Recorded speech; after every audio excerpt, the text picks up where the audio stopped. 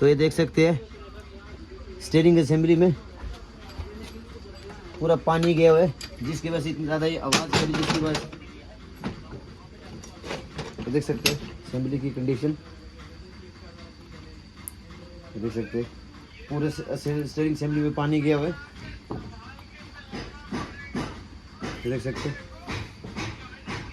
तो इसका बाल जोल्ट भी साइड का बिल्कुल ख़राब है, इसमें भी देख सकते हैं आप कितनी प्ले है।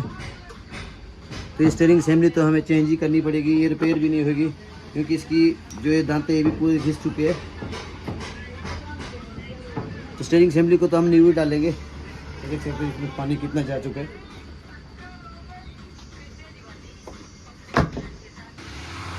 ये देख सकते हैं स्टीयरिंग असेंबली में कितना ज़्यादा पानी जा चुका है,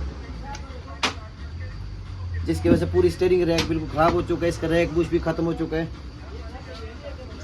बाल जॉइंट भी इसमें दोनों न्यू पड़ेंगे। तो इससे अच्छा हम इसकी स्टीयरिंग असेंबली ही न्यू डालेंगे। भाई जी ज़्यादा पानी की भी जाते हो जाता है ना चलता है भैया कभी कभी।